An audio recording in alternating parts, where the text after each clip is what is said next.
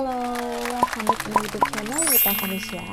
Akhirnya setelah beberapa minggu, beberapa bulan tidak membuat konten, akhirnya aku bikin konten lagi. Oke, di konten kali ini aku akan membahas tentang passion. Terinspirasi dari sebuah buku yang berjudul The Power of Personality Development yang ditulis oleh Annalisa Widyaningrum, salah seorang psikolog yang juga pendiri Personality Development Center di Jogja. Mungkin sekarang udah ada di beberapa kota kali ya. Dan sebelum aku bikin video ini, aku tadi udah sempet share pertanyaan ke teman-teman di Instagram. Aku pengen tahu sebenarnya gimana sih pandangan mereka terhadap passion itu apa sih gitu. Oke, langsung kita lihat.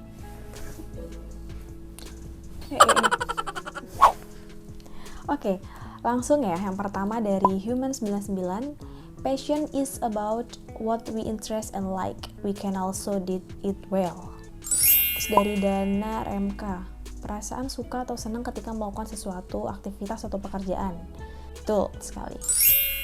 Dari Ulfiani FH, setiap ngelakuin happy dan ngerasa sesuai dengan kemampuan, enjoy dan pengen improve terus. Bener banget. Terus Yusmi 25, ngerjainnya meskipun capek tetap bahagia. Betul. Sandi Galisa Putra, passion itu orang yang berobat, itu pasien. Sabrina Rahmanintia, passion itu menurutku kemampuan kita di bidang masing-masing. Betul sekali.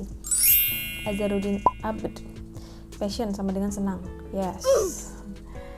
Maul Dwi M, antusiasme atau gairah yang membuat seseorang selalu ingin menjadi lebih baik dalam sesuatu. Betul banget. E-Family, passion itu sesuatu yang kita suka atau kecenderungan terbesar di diri kita. Betul. Dari dari Ibu Brigita Ratri, being realistic in perspektif kerjaan. Buat beberapa orang, bisa menghasilkan duit dari passion itu anugerah. Tapi walaupun kerja sesuai passion, tetap aja ada capek dan bosannya. Dan biasanya kerja sesuai passion itu, usahanya akan lebih habis-habisan. Kalau aku prefer to choose love what you do rather than do what I love. Karena kerja sesuai passion itu susah. Jadi lebih realistis mencintai pekerjaan yang ada aja sekarang. Lama-lama bisa nemuin passion di dalam kerjaan sekarang. Di samping itu, kerjaan sekarang bisa bayar buat ngerjain passion juga. Seiring tambah usia dan fase kehidupan, ternyata passion juga bisa berubah. Makanya mending milih love what you do. Jadi speechless baca. Makasih Bu Ratri, keren. Jadi passion itu bisa kita pahami sebagai sebuah rasa cinta dan antusiasme seseorang pada suatu bidang atau kegiatan tertentu yang menjadikannya betah berjuang atau bertahan, even hal itu sangat sulit, merepotkan, mustahil, bahkan ngabisin banyak waktu, tenaga, pikiran, tapi nggak ngerasa keberatan gitu. Every second they will enjoy for doing that. Intinya, ketika kalian merasa senang dan antusias untuk melakukan sesuatu kegiatan tertentu, and you are willing to spend your energy, your money, your time for it, udah fix itu passion kalian. Of course, someone with their passion will be grow up faster. Mereka nggak akan pernah bosen ngelakuin hal itu, bahkan ingin selalu to be the next level gitu. Tapi sayangnya belum semua orang bisa memahami passionnya sendiri. Secara sederhana kita bisa menemukan passion diri kita ke dalam 4 area.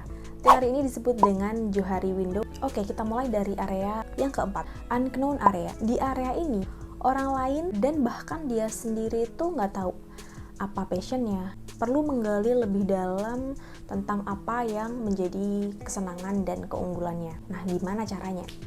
Ada 5 cara atau 5 poin penting untuk menemukan passion, yaitu yang pertama adalah pikirkan, yang kedua adalah tekuni, yang ketiga challenge diri, yang keempat adalah meminta feedback dari orang lain, dan yang kelima adalah ulangi lagi sampai menemukan passion kalian. Yang pertama adalah pikirkan apa saja sih yang bikin kalian tuh senang gitu, sampai ngebikin kalian lupa waktu, bahkan sampai rela ngeluarin duit banyak buat itu.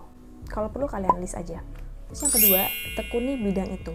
Yang ketiga, challenge diri kalian dengan ikut kursus mungkin, ikut lomba-lomba, atau bahkan mungkin iseng-iseng ikut challenge gitu di sosmed kan banyak tuh kan ya. Dan yang keempat adalah mintalah feedback dari orang-orang sekitar. Feedback dari orang lain di sekitar kalian itu penting banget. Gimana sih pendapat mereka tuh terhadap apa yang udah kita lakuin gitu. Dari sini juga bisa menilai tuh sebenarnya ini passion kalian atau bukan.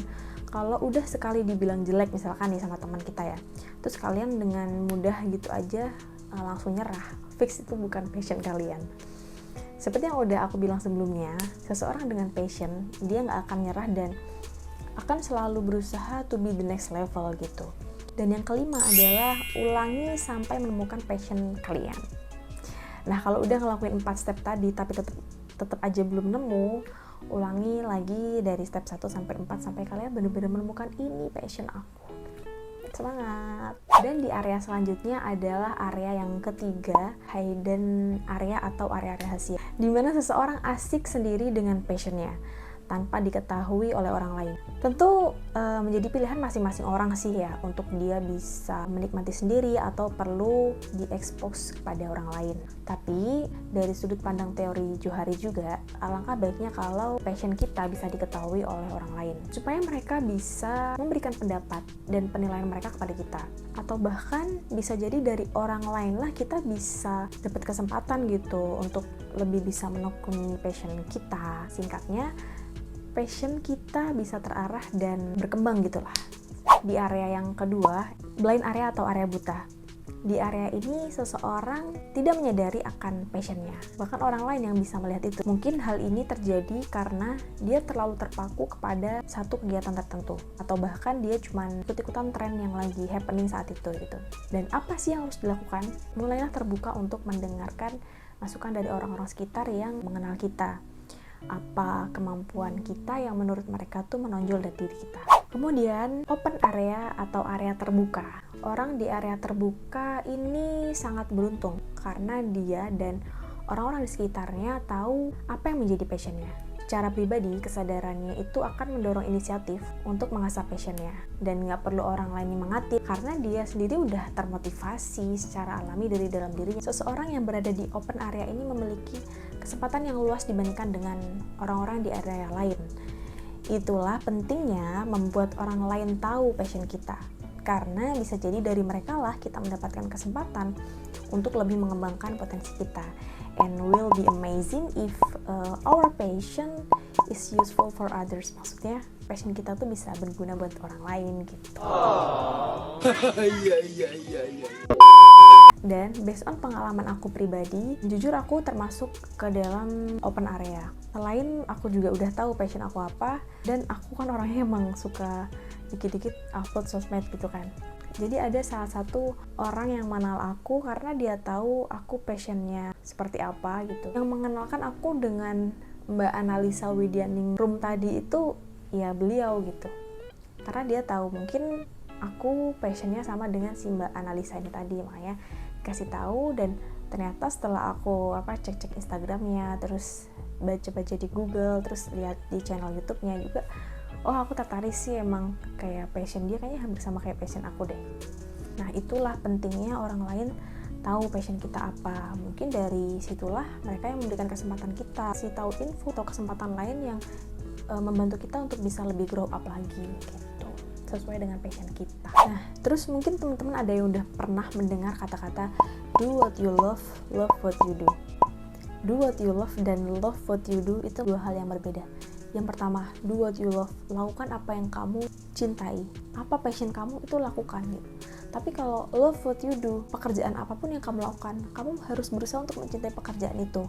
Dan kalau menurut dari Bu Ratri yang di komen Instagram yang tadi, lebih baik mencintai apa yang dikerjakan daripada mengerjakan apa yang dicintai. Karena mengerjakan apa yang kita cintai itu membutuhkan usaha yang lebih, effort yang lebih, karena kita saking excitednya tadi kan. Tapi kalau love what you do, ya udah kamu mau kerja apapun, coba cintai pekerjaan itu, lambat laun juga kamu akan cinta dengan pekerjaan itu. Ya ini pandangan setiap orang pasti berbeda tentang passion yang dijadikan sebagai pekerjaan. Jadi kalian termasuk tim mana? Tim do what you love atau love what you do? Tulis di kolom komentar. Semoga video ini bermanfaat buat teman-teman semua. Dan kalau ada ide aku mau buat video apa, boleh banget komen di kolom komentar. Thank you for watching and see you next video.